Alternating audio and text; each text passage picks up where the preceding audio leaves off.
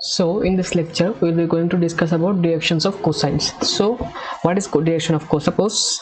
Let's suppose this is a coordinate axis, this and this.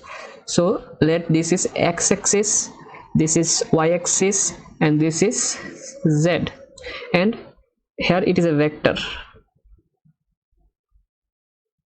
The vector is r vector, so it will make angle with r.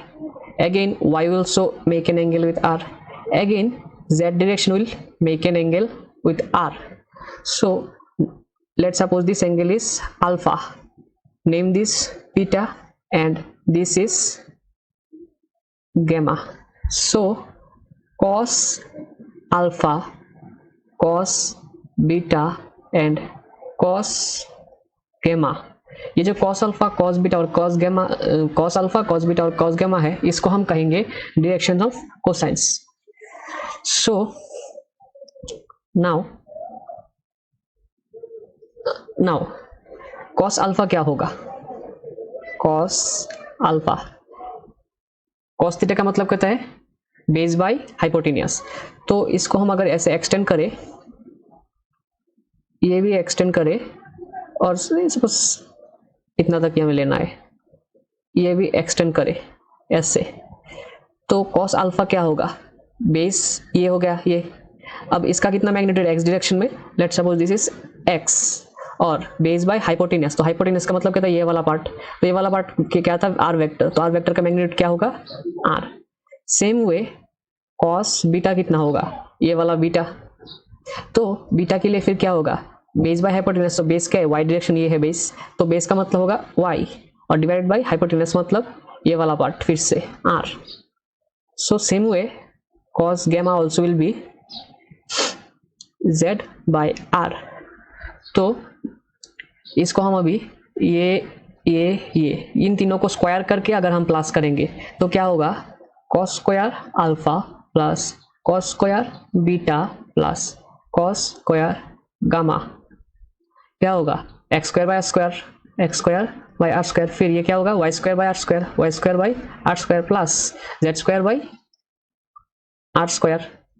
तो इसको हम simplifying करेंगे तो क्या होगा? Are square by X square plus Y square plus Z square. तो हमने देखा था कि आर वेक्टर का मैग्नीट्यूड कितना कैसे निकलता है? वो निकलता है x square plus Y square plus Z square. अगर दोनों साइड स्क्वायर करेंगे तो क्या होगा? Are square equal to x square plus Y square plus Z square.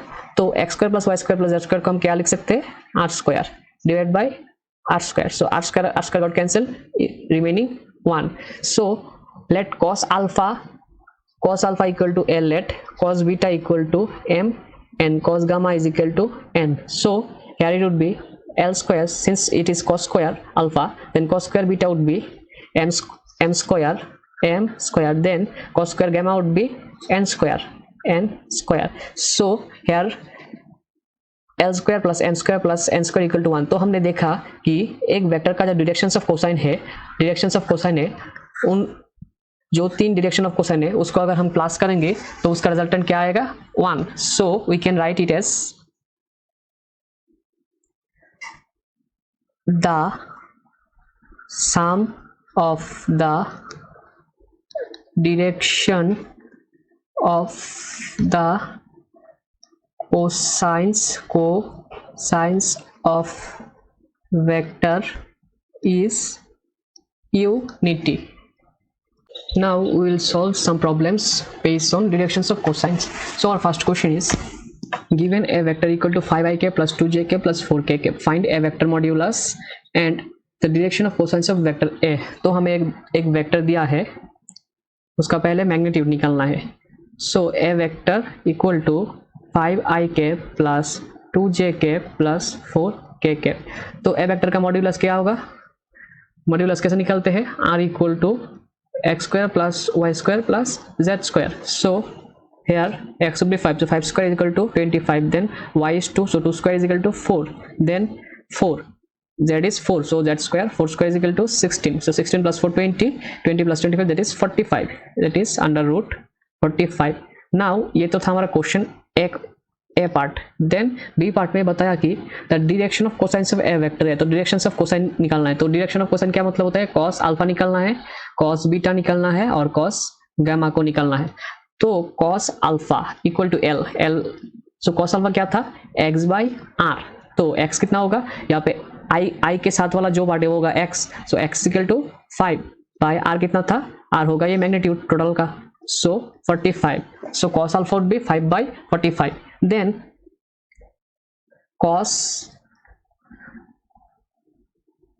ये होगा अल्फा, सॉरी ये अल्फा होगा। Then cos beta equal to M equal to क्या होगा, y by R. So y कितना था 2, so it would be 2 by root 45। Then cos gamma मतलब n, और इसका मतलब क्या होता है, z डायरेक्शन का value divided by r। So z direction का वैल्यू कितना है 4, so it would be 4 divided by root 45। यही हमें पूछा गया था क्वेश्चन में। So next question is a bird moves with a velocity v 20 meter per second, that is v equal to 20 meter per second, then in a direction making an angle 60 degrees with the eastern line and 60 degree with the vertical upward। अच्छा, if the eastern direction is x axis, eastern direction जो है वो x axis है, northern direction y axis and upward z axis, then represent the velocity in rectangular form। तो जो alpha है x के साथ अल्फा होगा, वो क्या दिया है 60 degree, so it would be 60 degree. Then beta हमें यहाँ पे नहीं दिया, सो बीटा। देन गामा मतलब z के साथ, तो z के साथ दिया है ये वाला, z के साथ दिया है विथ अपवर्ड, तो z होगा 60 डिग्री। तो हमें क्या निकालना है, वेलोसिटी वेक्टर निकालना है रेक्टेंगुलर फॉर्म में। तो वेलोसिटी वेक्टर कैसे निकालते हैं, velocity vector is equal to v cos alpha i cap plus v cos beta j cap plus v cos gamma k cap. So v तो हमें पता है, लेकिन cos alpha cos beta cos gamma निकालना है। और cos अल्फा भी दिया है 60 डिग्री से, अल्फा का वैल्यू 60 डिग्री है cos अल्फा। देन ये भी दिया है, लेकिन हमें निकालना है क्या है, cos beta.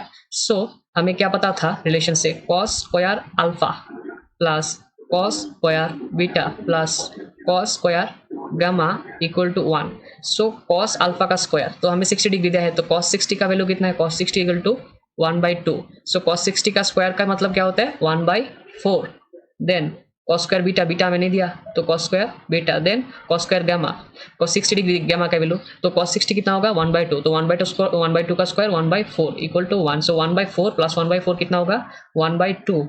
Remaining this part cos square beta equal to 1, so it would be cos square beta equal to 1 minus half, so it would be 1/2। so cos beta would be 1/√2। so cos beta हमें हमने निकाल लिया। उसके बाद हमें क्या करना था, रिप्रेजेंट द वेलोसिटी वेक्टर को लिखना है। तो वेलोसिटी वेक्टर इक्वल टू, यहाँ से हम v को कॉमन लेते हैं, तो v को कॉमन लेने से क्या होगा, cos alpha i cap plus क्या होगा cos beta j cap plus क्या होगा cos gamma plus cos gamma k cap. So v का वैल्यू कितना दिया था, v का value 20 metre per second, so write it down 20। Then cos alpha cos 60, यहाँ पे दिया था अल्फा का value 60 degree, so cos 60 equal to 1/2 i cap.